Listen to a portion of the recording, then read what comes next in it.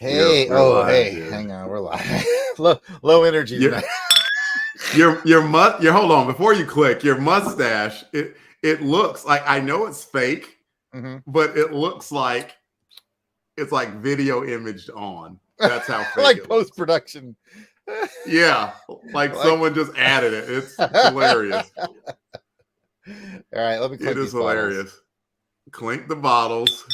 We can start the show. New Warriors come out to play. There we go. There we go. Hey, everybody. Hey, everybody. Glass bottles. We are a top-notch production tonight. We're not low energy. I'm on press energy. Like, people wouldn't know this. You know, I had a day at work today, and then left work just a little bit earlier and got in a ridiculous workout with my buddy Manuel, and then came home and got a shower and threw a couple of graham crackers down the throat and a little bit of water, and we're going. Jarrod put on a fake mustache. I got money for fake mustaches. Got money for fake mustaches. Got money for this podcast. Welcome to everybody that's coming into the chat. Thank y'all so much for being some good here. Folks in there. Yeah. We do. Seth Elmore, Jason Lady, AU Kathy, Michael Wagner, a comic foil. Thank you so much for being here. Auburn Elvis, Linkovich. I think I got them all, at least for right now. So thank y'all so much. And I guess I should go ahead and start with the script that I keep tinkering with, because, you know, Jarrod, I've listened to professional podcasts that have like viewers in the like 4 digits, and stuff like that. Okay. Right. And they say stuff like, as soon as they start, they're like, welcome to such and such, like and subscribe. And I'm like, we should probably do that, right? And let people know up front that they should like and subscribe. We should do that, right? You guys like and subscribe. No, I'm supposed to say it in the script. Let me do it. Let me do my thing. All right.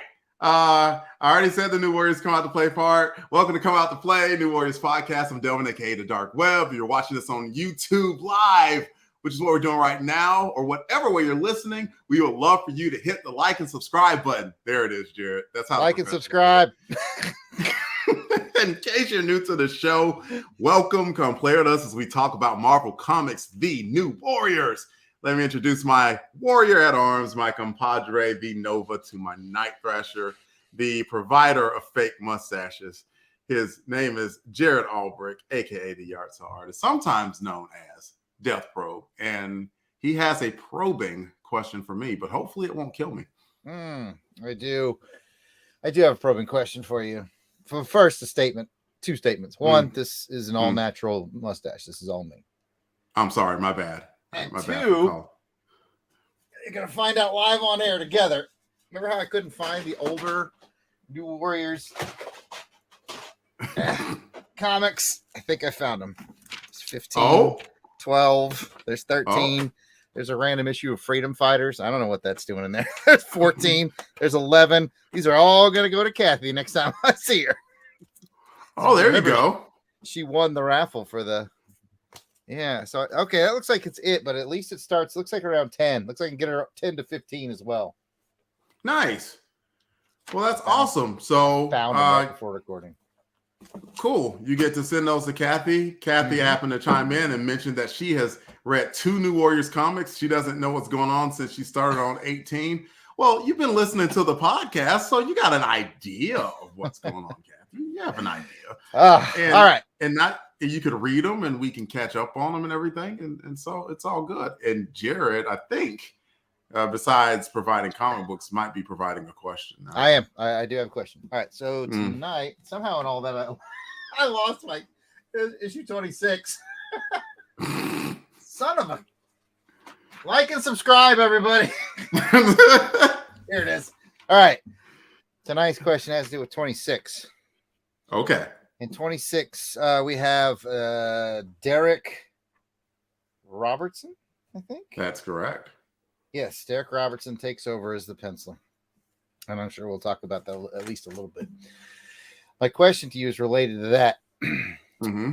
When is a time that you can remember that you're reading a comic book and you really, really, really, really like the artist and they left, like Bagley did. And then the next guy that came in, you were like, all right. And you kind of like that guy too. I remember you said that when you were reading this, when it switched over at first, you didn't like it so much, but then you warmed up to it. Yeah. So, I mean, this probably isn't the answer, right? So there's probably been another book that had sort of like a superstar guy who left. And then the next guy that came in, you were actually like, cool, I like this guy. Man, I'm trying to remember on Amazing Spidey who came after Mark Bagley. Like Bagley was on there a minute. I think for a little bit, a dude named Steve Scroce came on. That sounds right. And he had a really cool kind of quirky art style. And I liked it and I was digging it, but he wasn't there for too long. He was like barely there half a year. I could say going from Larson to Bagley on Spider-Man was a very good one. Michael Wagner backed me up. He says, Steve Scroce, I know a little bit about my Spidey, a little bit. And yeah, I already see Jason Lady chimed in with an answer, by the way. He said JLI, Kevin McGuire to Ty Templeton to Adam Hughes. It was all good. So feel free to chime in with your answers to Jarrod's questions. Michael Wagner kept on about Steve Scroce and just said he did movie storyboards for The Matrix. I do remember that he went off to do movies, and you know, it's not like The Matrix was terrible or something. So I can imagine him going from the flagship to doing that. But to finish what I was going to say, I wouldn't mind saying Larson to Bagley, because Larson took over from arguably the most popular Spider-Man artist in modern times, which was Todd McFarlane. And he did a great job. And he did his own style, and you got used to it. And I was comfortable in his style. And then Bagley came along, and it took me a little bit to get used to Bagley, but once he got his footing, man, it was good. Yeah, that's a good 1, 2, 3. And I'll say this about Derek Robertson too. I wasn't a fan of his at first, but I was pouting because Bagley, whose stuff I just loved on the Warriors, was gone. But Derek Robertson, as we're going to see, man, I mean, not like I'm giving much away. The artwork in this book was good, and he grows into his own. And I remember in college I would arrange the comic books that I would read, not by alphabetical order, but by the ones that I loved, that I wanted to read first. And like Derek Robertson and Fabian Nicieza's New Warriors was constantly at the top of that pile because they just had that thing going and like those covers, and he just really came into his own, and it was very, very good. So let's see, we got a few answers there that came in. Auburn Elvis says the guy before Brayfogle on Detective Comics wasn't bad, and then you had Norm Brayfogle after him, and then you were like, holy crap, this guy is good. I think Jarrod would agree with that. True. Michael Wagner adds Incredible Hulk, Dale Keown to Gary Frank. Boy, Incredible Hulk stayed with some top quality artwork. It really did. Yeah, it did. Pat Sampson with he says yard sale to Mark Hatherley. That's a duo right there. That's a duo. Good one, Pat. Good one. Let's see. Who else? Did anyone else say anything? Oh, Comic Foil says Jay Lee following John Byrne was shocking, but I got into it pretty quick. That was Namor, if I'm not mistaken. Absolutely. Yep. Look at me. I didn't even read Namor, but I remember seeing those covers. I just discovered Namor like about a year ago. I started reading, and I was like, man, this book is good. So I've really gotten into it. Yeah. But what about you, Jarrod? What's your answer to that question? I liked the Eric Larson after Todd McFarlane, because, you know, when Todd left Amazing to do Adjectiveless, I think, before he left to go do Spawn. And so it was interesting to have them both on the books at the same time, you know, with Todd on Spider-Man and Eric on Amazing Spider-Man. And I really liked Eric's style quite a bit. So that one definitely stood out. Another one will be someone else who followed Todd McFarlane, going back to the Incredible Hulk answer. There's a lesser known guy, and a lot of people talk about his name, was Jeff Purvis. And he followed McFarlane on Hulk, and I really liked his work. So Yeah, I remember seeing some of his stuff. I may have a book or two of Jeff Purvis's artwork. It was kind of like McFarlane's, but all on his own at the same time, and it was really, really good. I'm with you I got there. the feeling that they were like, hey, draw like McFarlane, because it definitely had a hint of it, especially in those early issues.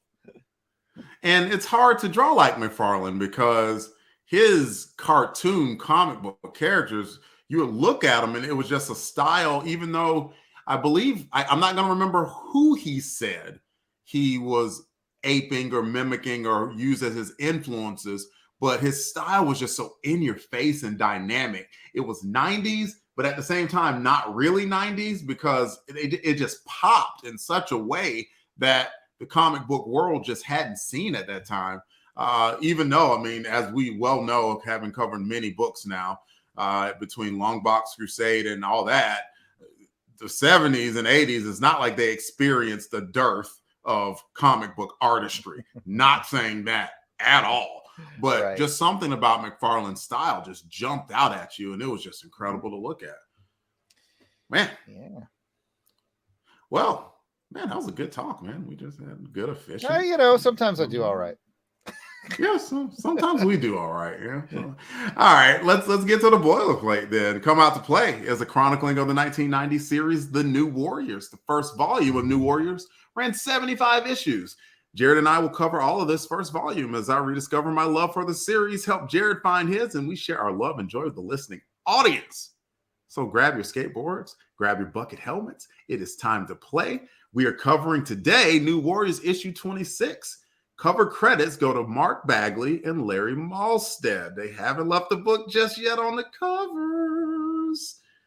And as Jarrod brings that up, he will also give a cover description to those who are listening. All right, those who are listening, the New Warriors is in black with yellow highlights. The top left corner box is a bit truncated. It only has the heads of Night Thrasher and Speedball and Firestar. Your cover has a lot of action going on. It's essentially Firestar, Nova, and Namorita fighting the heck out of the guards. I think they're called Vault Guards, something like that. Guardsmen. Sure. I think I think some of those guys work at the Vault. Yeah, I might have made that part up. Tell me in the chat. And okay, so basically there's a big fight between these Green Iron Men and Firestar, Nova, and Namorita, like I said. And then on the bottom right, you have Marvel Boy who's in shackles. And then the cover blurbs read, is Marvel Boy really going to prison? Not if the Warriors have anything to say about it. Mm-hmm. I do have it. You want to talk about it? Sure. It's it's the waning days of Bagley Malstead cover. So, there's that factor to it. It has high energy. We're definitely out of the first 25 issues where we don't have to feature everybody on the cover, including the corner box, apparently. It's got a lot of action going on, and it's just a good, solid sort of tell what happens in the book cover. I'll pass it to you. Mm-hmm. I'm with you there. We've discussed at length how good the team up of Bagley and Malstead are, plus colorist, by the way, which is it Joe Rosas or is it Rosen? Rosen's the colorist, I believe. Rosas is the Rosen is the letterer. Rosas is the colorist. Rosas is the colorist. So yeah, all three of them, I mean, they put together some awesome dynamic covers. This is a dynamic cover. And just looking at it, I love that.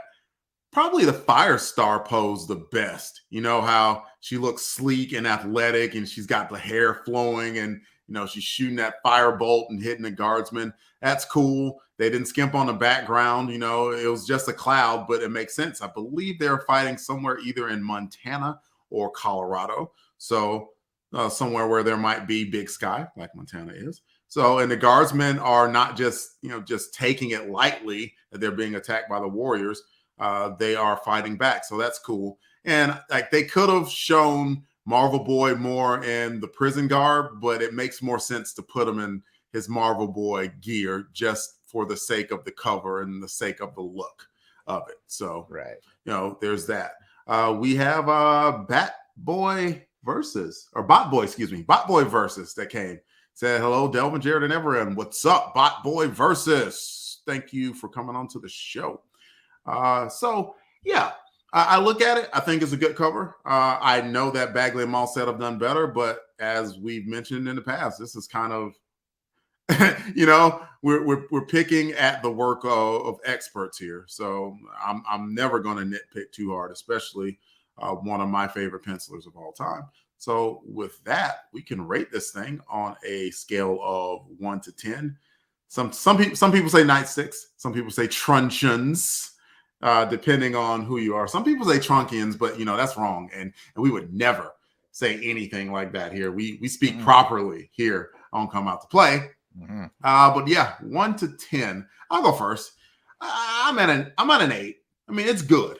It is good. It is not the best that I've seen from Bagley and Malstead, but hey, I give them credit for staying on the book, and maybe there's a plan at one point for them to continue on the run afterwards. We never know when Bagley was given the offer for Amazing Spider-Man and when he jumped ship. So it's possible he had these covers in the bank and was going to go ahead and draw the interiors, and it's like, I got to jump to Spidey, because if I'm not mistaken, he did double duty.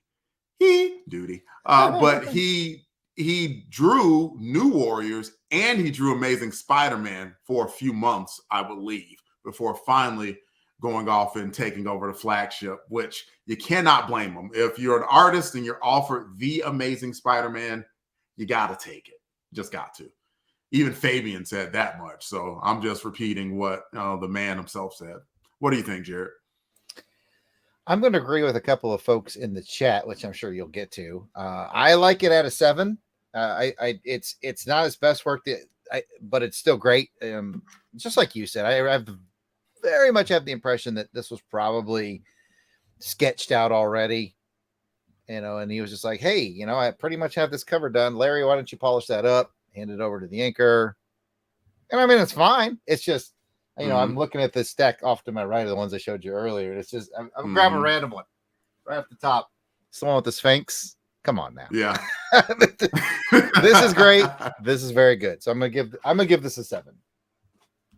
Nice. And we have some cover ratings. Kathy gives it, I'm rounding up to a 7 and not falling for the immaturity. We're a mature podcast, Kathy. You should be ashamed of yourself. We are. She said she was kidding and that she gives it an 8. Michael Wagner says it's 7 luncheons. Yes. Seth Elmore says 7.5. No, not allowed. Seth, is he new around here? He's not. Seth is not new. He knows. We don't do halvesies here. Get out of here with this mess, Seth. It's got to be a 7 or 8, sir. Come back to us. And Jason, lady, gives it a 7. Comic Foil gives it an 8. And says very solid and exciting action sequence. And Jim Meal, welcome to the show, Jim, says it's a 7. Jason Lady chimes in. I think Bagley had to focus on Amazing Spidey because Amazing Spidey went bi-weekly in the summer. That's correct. There was a storyline. I'm not going to remember the name of it, but it involved a New Warrior or 2. I remember that much. So I can't remember what the storyline was. I have that vague one because I was reading Spidey at this time. I have that vague bell ringing in the back of my head too, but we're not going to remember like the guys in the chat do. So just tell us in the chat.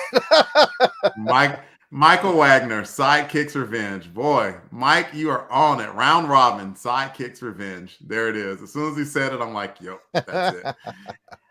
And more. There you go. Yeah, everybody's an expert. You wouldn't be an expert if you were here doing the show live, would you? I'm kidding. Thank you so much for coming in and saving our bacon. Pat Sampson said it's a strong 7, like lifting weights, strong 7.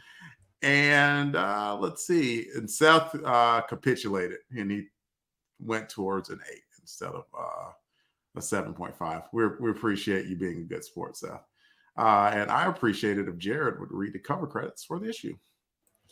Oh, certainly. We're going to be talking about New Warriors number 26. Its on sale date was June 23rd, 1992. Hot fun in the summertime. Its cover date was August of 1992. Its cover price was $1.25. Its story is by previous guest on this program, Fabian Nicieza. Its pencils are by Derek Robertson. It's still inked by Larry Malstead. The colors are by Joe Rosas with a little help from Sarah Mossoff. Letters are Joe Rosen, and the editor is Danny Fingeroth. Fingeroth.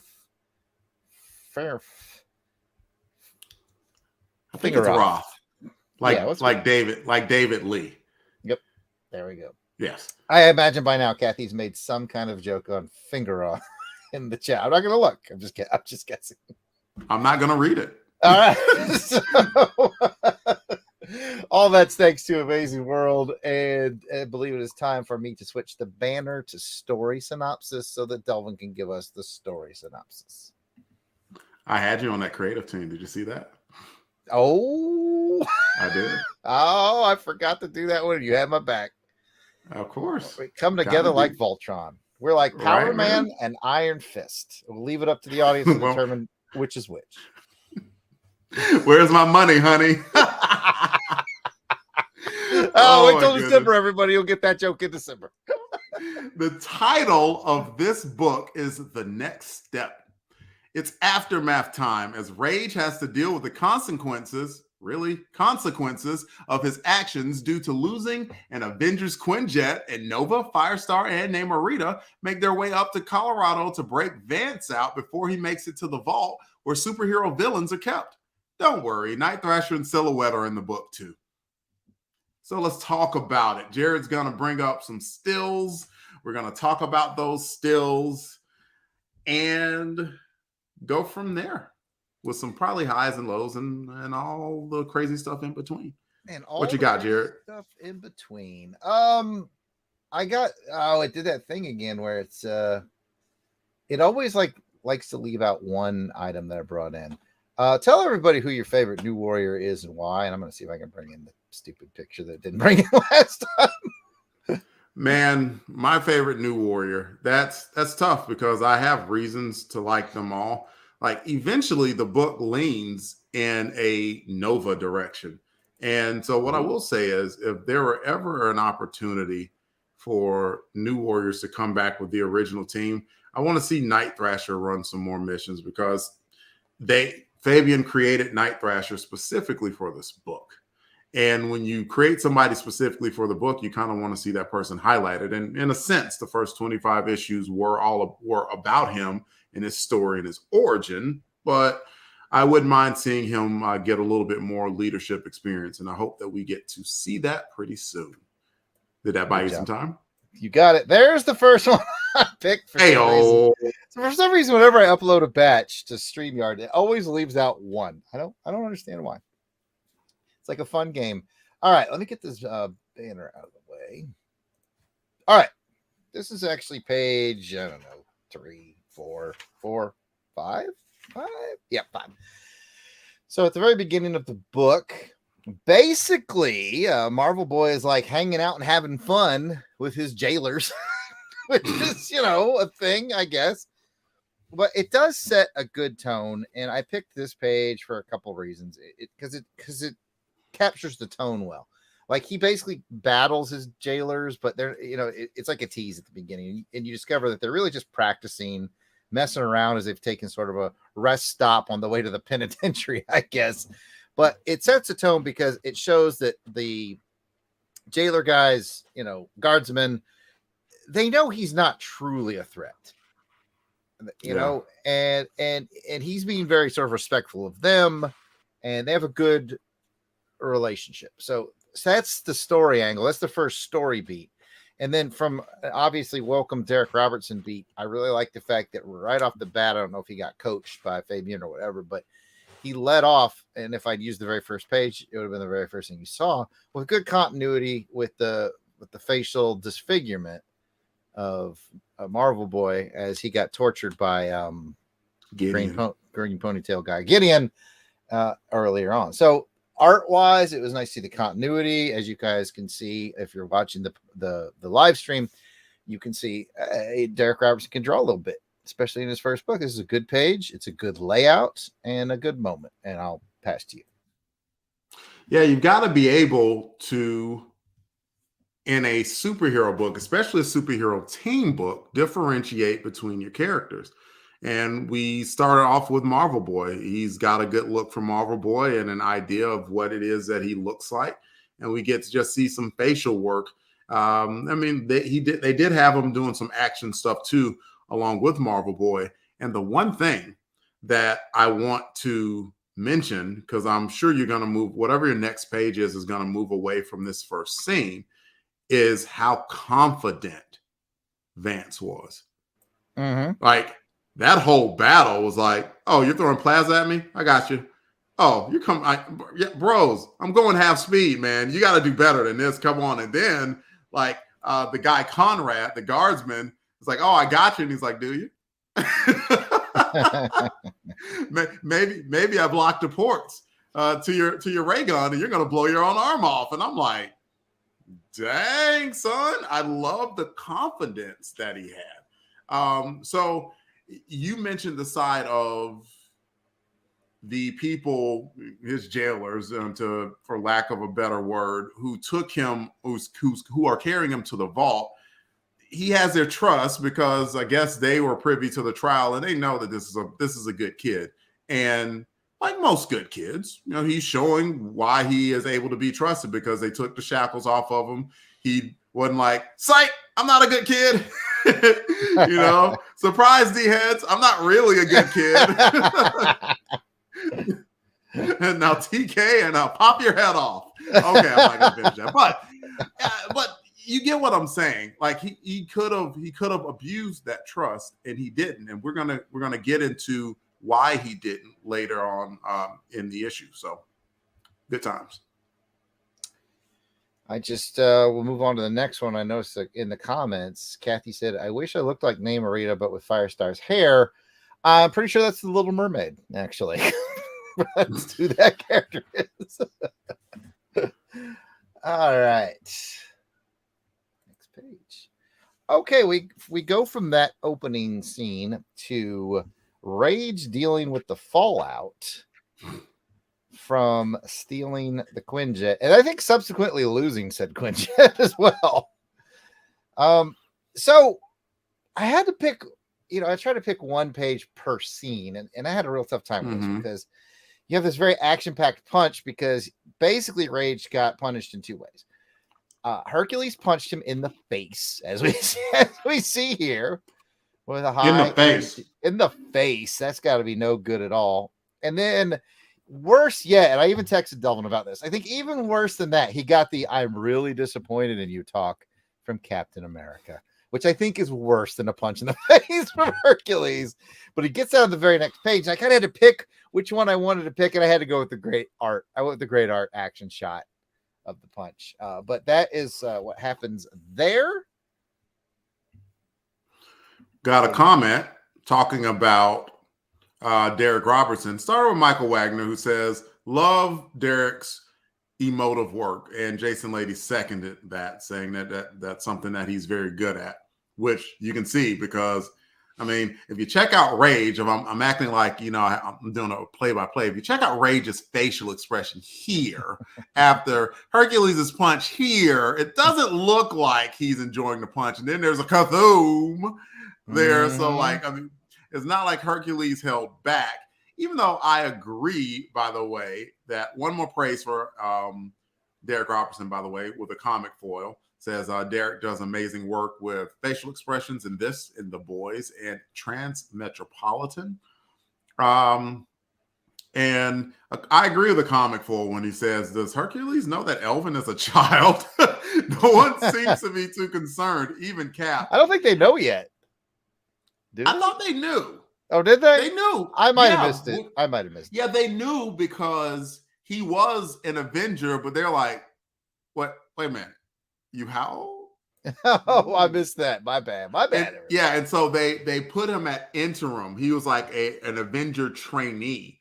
So he was able to still have access to Avengers HQ, but as at the end of this arc of the story, not so much anymore because, we're not pressing charges, but you cost us about $250 million, Bubba. So you got to stick And for that, we're gonna have an Olympian god wrap you right on the Jack Johnson. Yeah. Like what? Yeah, I in a way, I kind of think that it's rough, but I in wrestling, Jarrod, in wrestling, they call this a receipt. Okay. Because it's like, okay, like, and usually like in wrestling, what it is if somebody gives like a particularly stiff shot in the ring, then it's like, okay, you bought it, here's your receipt. And the next person's gonna like wham and knock the crap out of you. That Rage got a receipt here. Like, so I think Cap was like, he wasn't going to, like, they held him back after one punch. It's like, we're not gonna let you get like beat to a pulp, but even though you're kids, you're a big kid, so you got this one coming. So I can live with that one coming. I gotta toss the question to the audience, though. The question. You have to choose punch in the face from Hercules or the I'm really disappointed in you talk from Steve Rogers. Punch every time. I'll take the punch. because after a few seconds, the punch is gonna go away. Rage is a big, strong human being. He can take a punch, but that emotional is like, I'm not mad. Just disappointed. I got made to sleep at night. I'm just gonna go fold the flag for today and think about what you've done. Okay. Yeah, just rough. As I walk the hallowed halls of the Vietnam Memorial, I'm going to think about what you've done here. All right, I get it. I'm sorry. From the halls of Montezuma. Stop it. Oh.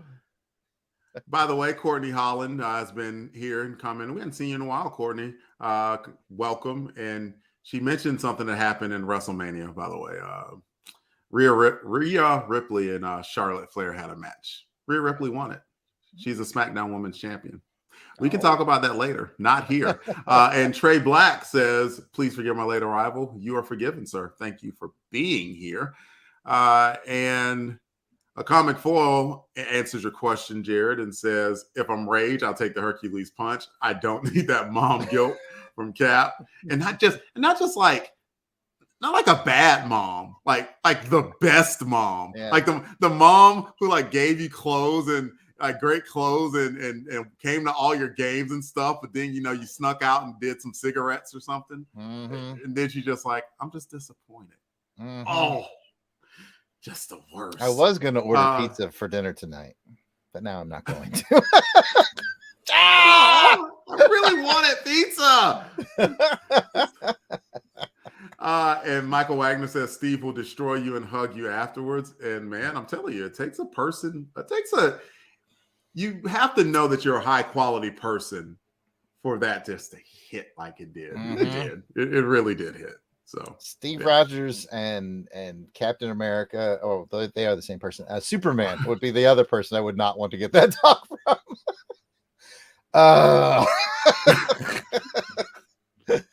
All right, let me bring up another page. I want to give a shout out while I'm doing that to Courtney, though. When she came in the chat, she came in saying Hercules, which I thought was funny. Hercules. Kind of a follow on to that, as Rage hangs his head in shame and he leaves the Avengers Mansion. He is met by Speedball, and someone in the comments already mentioned that he thinks Derek doesn't quite have a handle on Speedball, and I have to agree. Teenagers, man, they're hard to draw. Kids are hard to draw. Teenagers are hard to draw and get right. Most comic book artists practice drawing adults. So you'll always notice but you'll frequently notice in comics when someone brings in a teenager or a child, if that's not their normal bag, you can usually tell. And I think we're seeing that here with Robbie. He looks more like strung out drug addict or some kind with a really weird smile.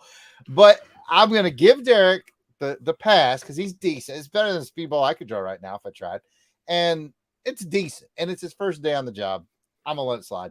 But so you can talk about this from a story point of view about how Speedball kind of like trying to cheer up Rage and I think even like provided him a new costume and invited him to the New Warriors without even, I think, consulting Night Thrasher, which was weird.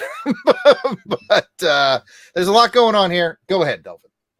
Well, I think he probably talked to everyone on the team because he mentioned it's like, everybody else couldn't make it. So I wanted to make sure I was here representing. So to me, it kind of seemed like they knew something bad was probably going to happen with Elvin, or he was going to have to pay some consequences for his actions. And they didn't want him to stand alone on it. It's not like they could stand with him in the Avengers Mansion. So that's why Speedball was kind of waiting outside the Avengers Mansion for him. So I think all that was with this Night Thrasher and the team's permission, as well as he talked to Namorita, and Namorita's like, yeah, you could be on the team, but you ain't wearing that costume that you got. We got one for you, which they didn't reveal. They just kind of said, teased it.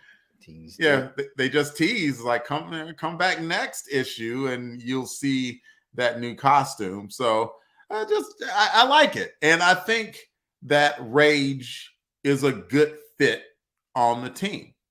What do you think? Do you think he's a good fit? Yeah, they don't really have what I would call a tank. The closest, I mean, Namorita's no slouch, and neither is Nova. They're the powerhouses, but they're not like, how the Fantastic Four has the Thing, and the Avengers have the Hulk off and on, and you know what I'm saying? Like, they don't have a true bruiser. I play a lot of City of Heroes back in the day, so forgive my nerdery, but he's in most games people have what they call the tank, and I think they just kind of needed one. And he seems like an interesting personality. I like his old costume, by the way. I like the sort of quasi luchador mask. Not sure why he would wear that, because I mean, you can see pretty much all his face. And what are the odds of finding another 7 foot tall, 350 pound muscular? Like, what are they going to like confuse him with Power Man? Like, hey, it's Power Man. Oh, wait, no. Wait. That's Rage. The only thing that he could get him with is like absolute guilt. Like, oh, so I'm the only big black guy?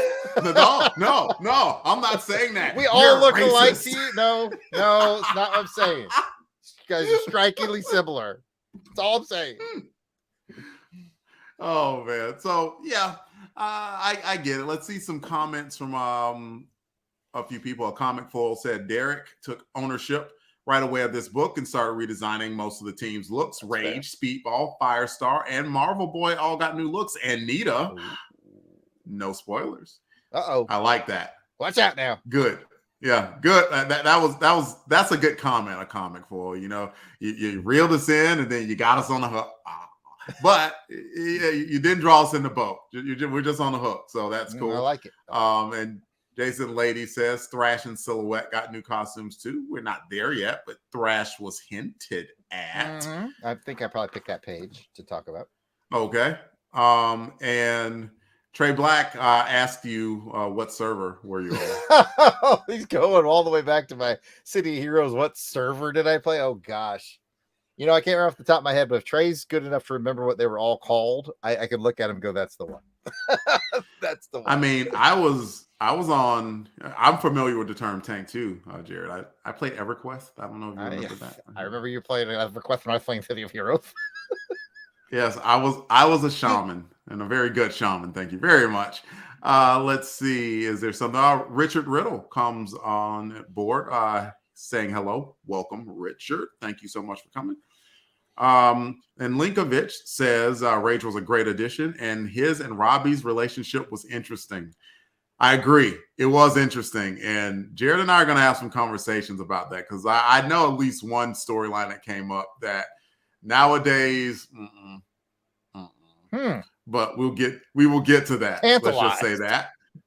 Yeah. You'll see when it comes to it, especially given that Rage is the age that he is. Anyways, next screenshot. All right, sir. Actually, I have a few from this one because there's a lot of scenes. So we are actually on 5 of 8 screenshots. Of course, that includes the cover. But anyway, now we move to the scene where Firestar and Namorita and Nova go to bust out Marvel Boy. They're on a prison break. Yeah. And from the moment I read the scene, I was like, this is just a terrible idea.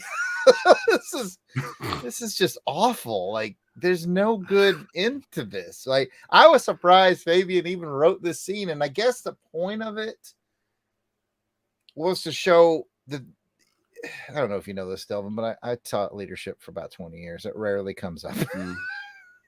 Rarely. Yes. Rarely. This is just emotional decision making at its highest.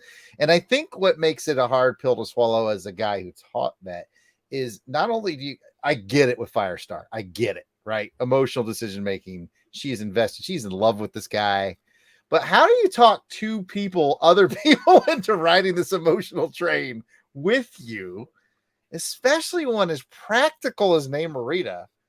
And Nova's got a fair amount of practical leadership as well. Like, how she sold this idea to the two of them is where I find it to be implausible. But hey, comic books, this needs to happen. I give it to you, sir. Trey Black with the answer. When have you ever seen teenagers that make consistently good decisions? And to add to what Trey said, here is how I will answer that question, Jarrod. Let's rewind back to, I don't know, let's say 25 years ago. Could I have convinced you to do something stupid? You did on more than one occasion. I guess, but you never pitched me a prison break, for goodness sake. Like, this is like the kind of thing that if you're successful, people like the Avengers are looking for you. Like, there's no good into it. There isn't. But what I love about any book that has characters with good characterization is this wasn't a wild Fabian, he says, just made this up and Firestar wouldn't act like this. Well, not generally, but in the courtroom, she was like, yeah, I will give her the pass. I will give her the pass. And so I think her friends were being ride or die with her. And man, you want friends like that. And you don't want friends like that. Like, you get what I'm saying? Like, I understand. Like, and another good piece of writing, Fabian had Nova right. You sure about this? He said, I got a bad feeling about this. Yeah, like he didn't exactly want to do it. Namorita did. Namorita's like, man, you Earth guy, humans, your laws are stupid. This is dumb. And so you had three levels there where you had Namorita was like half human, half Atlantean. Her Atlantean side were like, your human rules are stupid. We should disregard them. You had angry Firestar. And by the way, a few people commented on just how BA Firestar looks in that pose. I agree. You know, she's got her powers. She was like, she is about to just rage out. And then you had Nova being the voice of reason. So excellent back and forth between the three of them. They let Firestar rule the day. I don't think Nova was the least happy about it all. And of course, I agree with you that overall, this decision to break their friend out of prison was not a smart one. It wasn't. But emotionally, I understand it where Firestar was coming from the most. Certainly. Like I said, it's emotional decision making. And Comic Foil had a great comment too. He says he felt like Rich came along to make sure things didn't get out of hand. I think you may be right. I think he was the one that's like, okay, we'll take a stab at this, but yeah. Put it this way.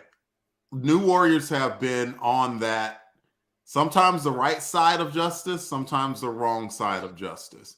And I mean, they got checked by Gideon real hard. It's like, you broke into my house. Y'all broke into my house. I don't care what you think about me and what I've done. You are the bad guys here. You think you're better than me? You guys just broke and entered into my house. Remember, they did that And like twice. even Marvel, they did it like yeah. Psyonix, the same thing. They do not learn well. Same thing. So they in this side, like you just have to pretty much say, even though the New Warriors are about that line, and sometimes you have to step over it just a little bit to see where your moral compass is. This time they were on the wrong side. They were, even if you could just say emotionally she had her justifications for doing it, it was still wrong. So I'm with you there. New Warriors are habitual line steppers. Let's see a few comments. A comic foil says it's the beginning of Nova showing more responsibility as he grows into a leadership role, something that came to full fruition years later in Annihilation as leader of the Resistance. That was a storyline much, much later, not in the New Warriors. Let's see. Courtney Holland says, I have never seen a teenager make a good decision. They want to be followers instead of leaders. And sometimes I will say you do have some teenagers who are leaders. I certainly tried to be one myself, but sometimes those emotions just get out of hand. You're a teenager. You got a lot of stuff going on. They just lack experience more than anything. They just lack experience more than anything. And let's see, were there any other comments? Like when we first got to the page, there are just some people that were just raving about the beauty of the page itself. Jason Lady, the leather jacket with the giant star on the back and the great. That's talking about a future event. You can guess which hero that might be getting a revised costume I there. Can guess that one. I can pin the tail on the bucket head on that one. Yep. Let's see. I'm missing it. I missed the comments, but basically people are like, man, that page is just fire. Oh, where here it is. Courtney Holland says that page alone is a 10. Jason Lady said Firestar looks tough there. So yeah. And Kathy as well just said, yes, at Jason Lady. So she agreed that Firestar had one heck of a power pose. Yes, she did. All right, switching it up to the next page, and we got two more after this. This is sort of the wrap up to that. I like this moment because this is Marvel Boy being the responsible one and flexing his powers a little bit too, because he pretty much brought the whole fight to a standstill with his powers, with his telekinetic powers, which is interesting because he had trouble doing two things at once back in issue 1 or 2.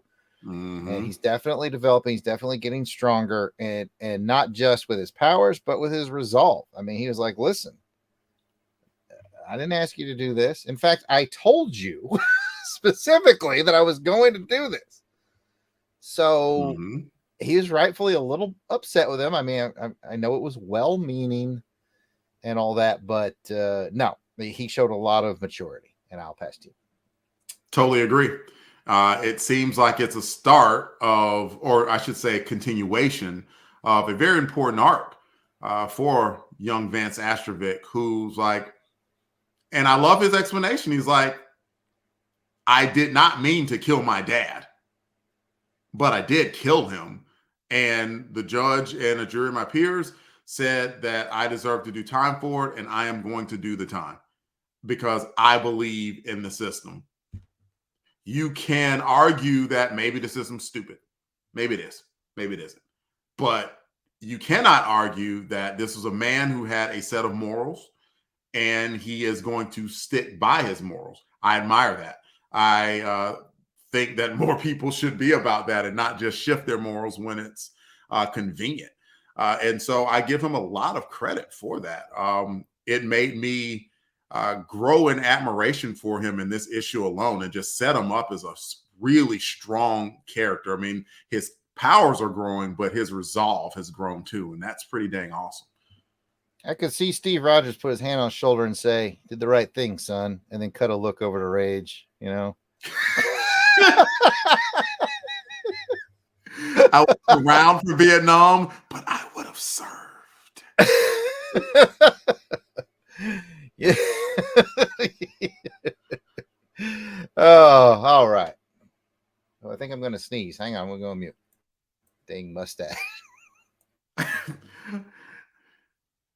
It's about the 50-minute point, folks, that the fake mustache. Jarrod's ordinary mustache comes back to bite him. Real mustache. All right. A couple more to go. All right. Second to last page. We hinted at before. You get a nice page of Dwayne and Silhouette sort of having a nice quiet moment together. And he is redesigning his costume. And it gives a little hint as to what's coming up with that. So there you go.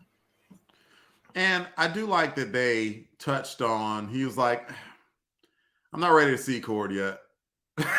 I just ain't ready. Makes sense. There's a lot of stuff. And I cannot remember whether or not, or what happens when he sees Cord. I mean, of course, he's not going to like hit him.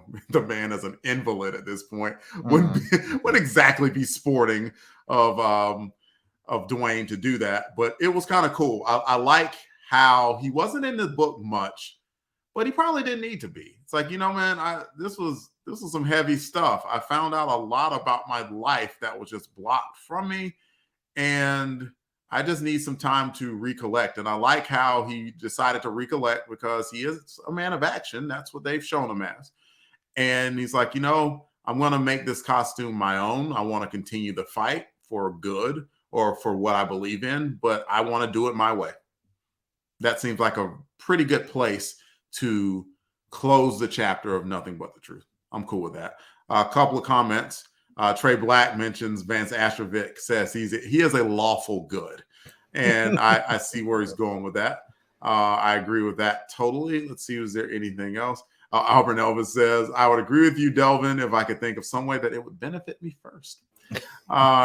And Jason Lady says, completely in character for Vance, he always had a strong moral code.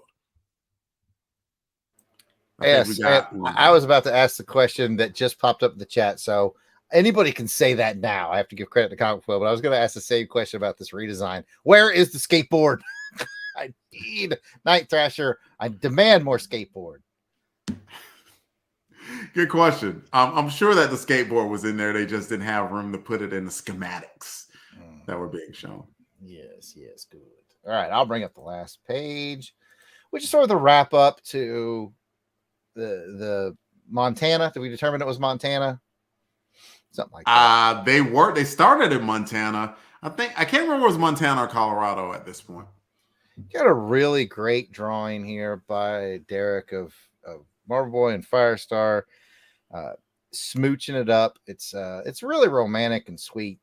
Basically, she was like, "They're gonna take you to prison." I mean, not so thinly veiled. She was like, "Can we be physical right now before you go?" And he was like, "No, there'll be time for that later. I don't, we don't need to be, we don't need to have Nova in such close proximity when we do things like that, But no, again, he showed a lot of maturity, and what he really showed was, I mean, let's be honest, look at her. It's easy to be lustful for Firestar, but he showed that he loved her. And it was a real sweet moment. So it made the final cut. But did he do it? Dude, they were in the woods. But did he do it? No, he did not do it. Forgive my immaturity. I couldn't help it. Yeah, I mean, Vance, if anything, it's like Fabian just wanted to be like, the moral of this book is Vance is a good guy. And Captain America's off the side like, yeah. Because, but I actually agree with him. I do 100%. He's like, I love you. And if you love somebody, you're willing to wait. And it's like, and then he even said, it's like, yeah, we will wait, and whenever we decide to, take it to a physical level, it'll be the night or the day that we get married. And it's like, oh, come on. Like, just a traditional good old boy who murdered his dad. On accident. I'm joking, folks. But yeah, you can tell. It was good that these two in particular got this closure, and it perfectly made sense that it got to the point where they're like, she's like, I love you. Do you love me? And he's like, I do.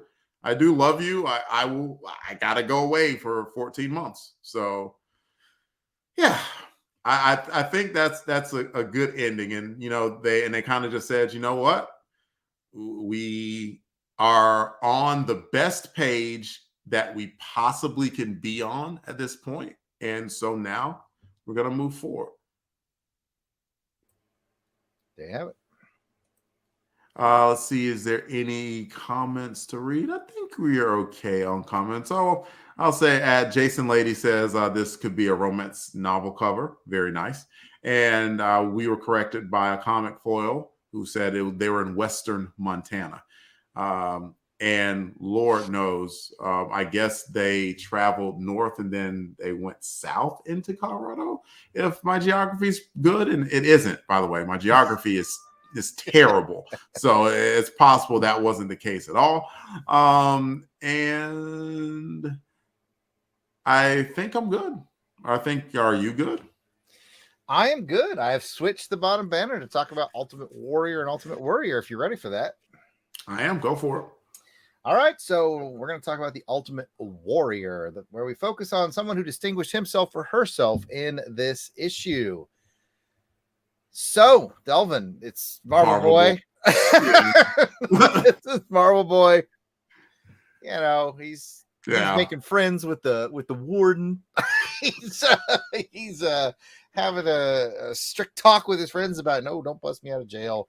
And he's professing his love for Firestar, which, I mean, how could you not? She's pretty awesome. So I was gonna say, only thing that he needed to do was make friends with somebody named Red, but Firestar is red haired, so yeah. I mean, close enough. So yes, we're in agreement there. Now, who are you worried about? Who's your Ultimate Warrior? Who are you concerned about the most from this issue? I'm gonna go with Hercules. Like, really, Hercules? Like, hey, you're a little bit too, especially Hercules. We read early Herc, right? Herc is devil may care. I do what I want to when I want to. And then in this book, he's like, yeah, establishment. Like, settle down, strong nerd. Why are you? It's not like Rage took your jet. It's not like Rage spent your money. Why are you so mad? That's all I'm saying. He didn't have to be that mad. He was more establishment than Captain America there. Captain America should have been the one throwing that punch. And Captain America, he did throw a punch, but it was emotional. He threw an emotional punch. Maybe that's why he let Hercules throw that punch, so that the emotional punch would land more. You know what I'm saying? I'm surprised he did. There should have been like a panel where it's like, Hercules, relax, man. Jeez. I think Black Knight said it. Black Knight was like, whoa, chill, or something like that. That was a weird Avengers lineup, wasn't it? Yeah, I liked it, though. Let's see. I'll put a foot back and see who was in that Avengers lineup. You had Black Knight. You had Crystal. Hercules. The Vision. Cap. That's it. That's 5. Yeah, that's who they showed in the book. Who are you worried about? I guess I'm ultimately worried about, well, for the most part of the book, I was most worried about Firestar and her emotional decision making. And then by proxy, Namorita and Nova, for like neither one of you was like, this is a bad idea. Let's take a minute to think about this.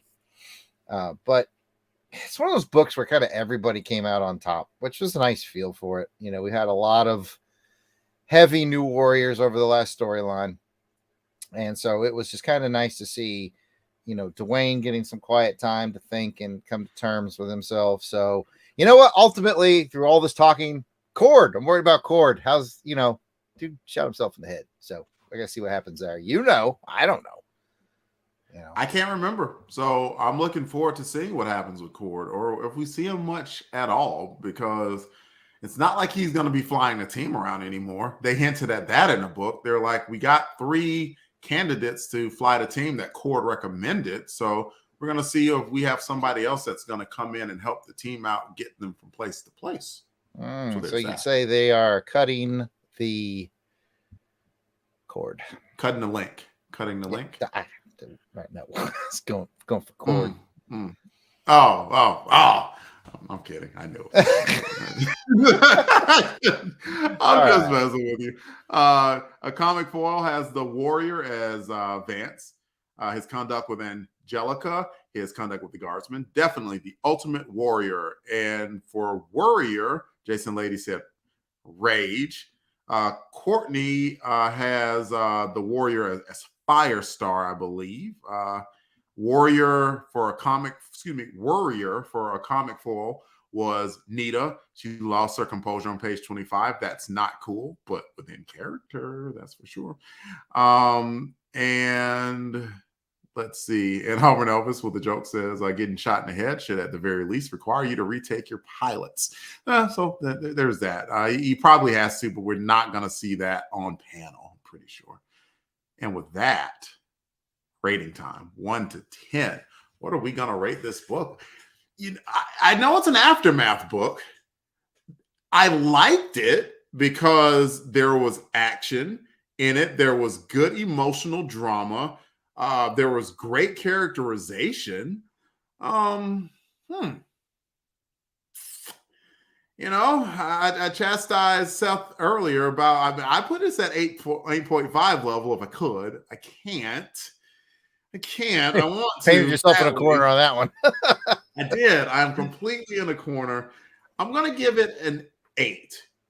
It was a strong debut for Derek Robertson. It was a great conclusion to the Nothing But the Truth storyline. It was great characterization, and it leaves good questions as to how the team is going to proceed moving forward. I'll give it an 8. What about you? Same reason, same score.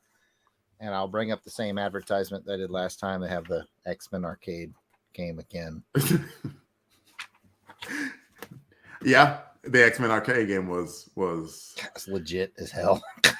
Like I swear, like if there's an afterlife of any sort, and you get to the guy at the end, like you have to be able to spend hours. Like, okay, how much money did I spend on the X-Men arcade game? You spent $101.75, and you were 13 years old. You didn't even have that money. Like, I did? That's crazy. Like, translated to modern times, that's $2.3 million. Yeah, 8 for me as well. Had to give a shout out to that ad once again. But same reasons you. Nice. And Trey agrees with us. Says solid 8. Everything that we mentioned was spot on. Good bridge. Shades of things to come.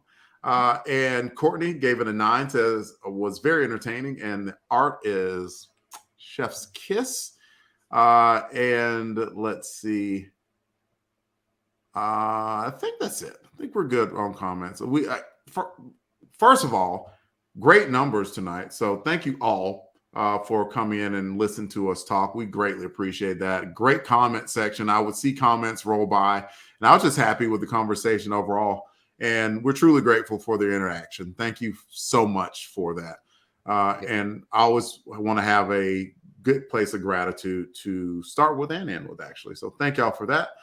Everybody, ladies, gentlemen, warriors, that is the show. Please come back and join us for the next episode where we discuss New Warriors 27, where we go just a little bit off beat as the new Warriors, Speedball and Rage in particular, come face to face with their dark counterparts as a part of the Infinity Crusade story arc. If you'd like to hear more from us, Longbox Crusade, we are everywhere, y'all. Apple Podcasts, Google Play, Spotify. Look for Longbox Crusade. You will find our stuff. Twitter, Facebook, Instagram, same thing. Look for Longbox Crusade. You'll find us there. Patreon, come join the Crusaders Club at only $1 a month. We would love to have you. And we give you free stuff, just like the Warriors comic books that we're going to give Kathy because she's a Crusader. I mean, she's a friend in real life, but she's also a part of the Crusaders Club. And we love sending our Crusader Club members free stuff. It's one of our things that gives us pleasure. And you can email us at contact@longboxcrusade.com. We have a phone number if you want to leave a message about the show. Jarrod has it scrolling across the screen now, 707-532-5269. That's 707-532-LBOX. Pick up the phone. Pick up the phone. And Jarrod gets to tell us where he can be found on the internet. Okay, I have one item of business before I do that. Hopefully, Courtney's still here. Courtney, I need you to pick a number between 1 and 8 tonight. And I'll tell you what that's for in just a second. But hey, people are looking for me. I am at Yard Sale Artist, Twitter, Facebook, Instagram. It's all at Yard Sale Artist. You can check out my artwares at www.shutthatIceUp.com. I'm sorry. It wasn't ice. It was a shaker. It's a shaker thing in the shaker bottle. Spidey bottle too, which is cool. But for reals, my website is www.theyardsaleartist.com. And I'm hoping Courtney's still around with that 1 through 8. She is. There she is. With the 3. What she has just chosen. Who is going to win the Crusaders Club Crusademas appearance over on our Patreon page? We said who's interested in being on Crusademas this year. Like we always offer a slot to a Crusaders Club member. And we had 8 people reply, and I put them in random order. She picked number 3. So it looks to me like this year for Crusademas in December, you can look forward to hearing the soothing sounds of Tony Pennington. So, Tony, nice. You have won. I'll make an announcement about that on the Patreon page as well. I just wanted to do it live and in person just to have a little fun. Nice. That's awesome. Well, congrats to Tony, and looking forward to seeing what he brings. He's missed tonight. He's usually here, but he must, I think he's in school too, and he's got kids. So we get it, Tony. We get it. Oh, yeah. Life gets in the way. Absolutely, man. Absolutely. Congratulations to Tony on that. I can be found on Twitter at DEE_RAY1977. You can find me on Instagram at Delvin Ray, DELVINRAY. Jarrod's picking up bottles because I'm about to say, see you all next time. And remember, be a hero to someone, even if it's just to yourself. And remember, new warriors, come out to play. Have a good night, everybody.